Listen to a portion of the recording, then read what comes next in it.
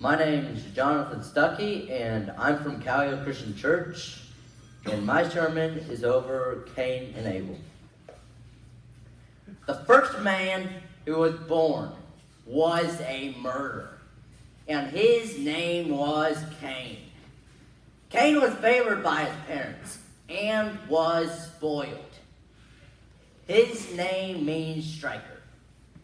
His parents thought that he was going to strike the head of the serpent, Satan, who had deceived them and got them kicked out of the garden. Instead, he would strike his own brother from jealousy, bitterness, and rage. Abel's name means useless or vanity.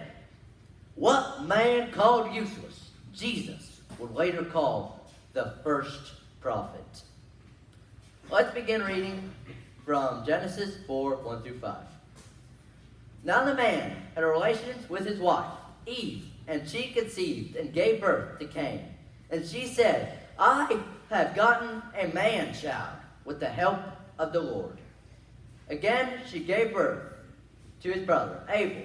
And Abel was the keeper of the flocks, but Cain was the tiller of the ground.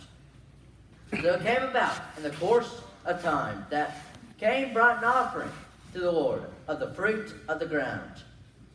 Abel, on his part, also brought of the firstlings of his flock and of their fat portions. And the Lord had regard for Abel and for his offering, but for Cain and for his offering he had no regard. So Cain became very angry, and his countenance fell. Cain did not make the proper sacrifice. He was supposed to offer a blood sacrifice. In order to do so, he would have to trade his grain for the livestock of Abel. But Cain didn't want to admit that Abel had what he needed. Pride was more important to Cain than doing what was right. In fact, Cain's pride was so important to him, he was willing to kill for it. Cain could have chosen to be humble. Cain could have chosen to submit. God would have him a second chance.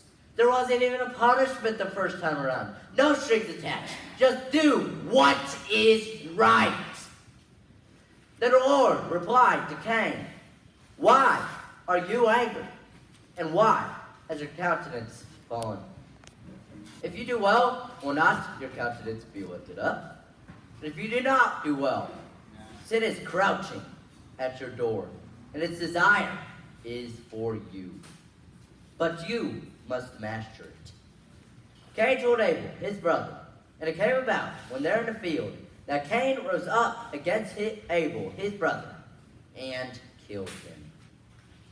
Then the Lord said to Cain, where is Abel, your brother? And he said, I do not know. Am I my brother's keeper? He said, what have you done? The voice of your brother's blood is crying to me from the ground. Now I hear a curse from the ground, which has opened its mouth to receive your brother's blood. When you cultivate the ground, it will no longer yield its strength to you. You'll be a vagrant and no longer on the earth. Cain would choose to kill his own ideal. Abel, the younger brother, the originally useless brother, was who Cain had to live up to. To Cain, this was admitting that he was unwilling to admit under any circumstance. The only option in Cain's mind was to eliminate the competition. He thought that if Abel was gone, God could have compared his sacrifice to another. But he missed the point entirely. God wasn't comparing his sacrifice to another, but his sacrifice to God's standard. Killing Abel would accomplish nothing but curse Cain for life and curse his family, destroy his own family. Can you imagine how devastated Adam and Eve were? Their righteous son was dead, and their firstborn was a murderer. He was cast out just as they had been cast out. Jealousy had done its work. In Proverbs 27:4 says, anger is cruel and fury overwhelming, but who can stand before jealousy? God points out a very true statement that for Cain, we can walk away with today. If you do well, will not your countenance be lifted up? This was not a situation where things were outside of Cain's control. Although some things in life are beyond our reach, whether or not we obey God is always within our reach. Jealousy as an emotion is not a choice, but jealousy as an action is. The Bible is clear. We should never act on jealousy. Only God is ever described in the Bible to handle jealousy appropriately. It is out of our grasp. When we tinker with divine concepts applicable only to God, we risk much. It is humility. We are called to run far away from jealousy, to treat it as the hot iron that it is, that our mortal hands can't touch.